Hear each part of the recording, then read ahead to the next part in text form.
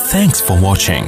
Don't forget to like, comment, share and subscribe to Mufti Tariq Masood, famous scholar. ایک صحافی کا بڑا tight مضمون آیا تھا. اس نے کہا تھا ہم جو ترقی نہیں کر رہے ہیں نا, اس کی ایک وجہ یہ بھی ہے کہ ہمیں ابھی تک یہی نہیں پتہ چل رہا کہ ہم نے ترقی اردو میں کرنی ہے یا انگلش میں کرنی ہے. ابھی تک 70 سال میں یہ طے نہیں ہوا. سمجھ رہے ہو؟ یہی نہیں پتہ چل رہا کہ آپ کی زبان اردو ہے یا انگلش.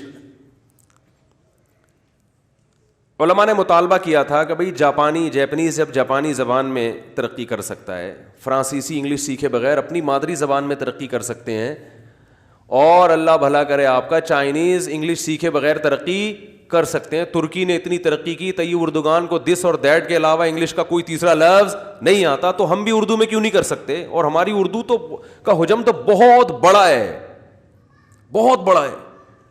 ہندی بھی تو اردو ہی ہے نا, ہندی اردو ایک ہی چیز ہے. تو یا تو آپ سارا سلیبس کر دیتے کس میں؟ اردو میں. انگلش ایز اے لینگویج سکھائی جاتی. اور اگر یہ فلسفہ آپ کی سمجھ میں نہیں آ رہا تھا تو بھائی پھر پہلے دن سے ہی سب کچھ کیا ہونا چاہیے تھا؟ انگلش میں ہو جانا چاہیے تھا. اردو اسکول ہی ختم ہو جانے چاہیے تھے. ایک طرف تو آتے, اب تک تو سیکھ چکے ہوتے نا انگلش. 70 سال بعد جا کے تو اب تو انگلش سے لوگوں کو مناسبت ہو جاتی. نہ ادھر کے رہے نہ ادھر کے, اور مزید 100 سال اسی طرح چلتے رہیں گے, پتہ ہی نہیں چلے گا کہ کس زبان میں ہم نے پڑھنا ہے. وہ میں بار بار واقعہ بتاتا ہوں. ایک صاحب میرے ساتھ جہاز میں, تو میں نے اردو اخبار منگوایا, تو ان کے لیے میں نے کہا یہ انگلش اردو پڑھیں, ان کو اردو نہیں آتی تھی. میں نے کہا چلیں یہ انگلش آپ پڑھ لے, کہہ رہے انگلش بھی نہیں پڑھ سکتا. اب شکل سے پڑھے لکھے لگ رہے تھے, تو میں نے کہا یہ انگلش اخبار پڑھ لیں. آپ کہہ رہے ہیں یہ بھی نہیں. میں نے کہا کیوں؟ کہہ رہے ہیں انگلش اسکولوں میں پڑھاؤں. تو میں نے کہا تو پھر آپ کو تو زیادہ پڑھنا چاہیے. کہہ رہے ہیں وہ اسکولوں کی پڑھائی کا آپ کو پتہ ہے, چونکہ شروع سے سب کچھ انگلش میں تھا تو اتنا مشکل تھا, تو انگلش تو اس لیے نہیں آئی, اردو اس لیے نہیں آئی کہ اردو اسکولوں میں ہی نہیں پڑھا ہم نے.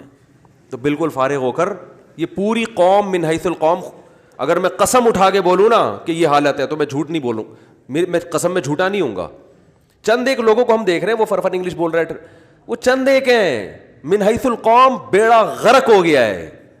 اٹھا کے دیکھو, یہاں دیکھ لو کتنے لوگ بیٹھے ہوئے ہیں, نہ انگلش کے رہے نہ اردو کے رہے. اردو میں کسی کے سامنے صحیح اردو بولو اس کو سمجھ میں نہیں آ رہا ہوتا, اور انگلش تو ویسے ہی نہیں آ رہی. انگلش اخبار دیکھ لو کتنے نکلتے ہیں ہمارے ملک میں, اردو کے مقابلے میں بہت تھوڑا ریشو ہے ان کا. اور ان میں بھی بہت سے لوگ اس لیے گھر میں منگوائے ہوئے شو بازی کے لیے, سمجھ میں ان کے بھی نہیں آ رہا. بھائی ڈان اخبار آتا ہے, لوگ آئیں گے پڑھے لکھے لوگ ہیں. نظام تعلیم ہے یہ آپ کا, یہی فیصلہ نہیں ہو پا رہا کہ پڑھنا انگلش میں ہے یا اردو میں. تو اسی طرح میرے بھائی آج تک ہمارے حکمرانوں کو یہ سمجھ میں نہیں آ رہا کہ ہمارا آئین اسلام ہے یا غیر اسلام ہے. برٹش لا کو فالو کرنا ہے, امریکن لاس کو فالو کرنا ہے, یورپ کے قوانین کو فالو کرنا ہے, یا اسلام کو کرنا ہے. او بھائی ایک طرف ہو جاؤ. یہ نہیں ہوتا تو چلو پورے ادھر ہی چلے جاؤ, اللہ کے بندو, ٹھیک ہے نا, پورے ادھر چلے جاؤ. کیونکہ درمیان میں کہیں بھی لٹک کے کچھ بھی نہیں ہو سکتا. درمیان میں لٹکے رہو گے کچھ بھی نہیں ہو سکتا.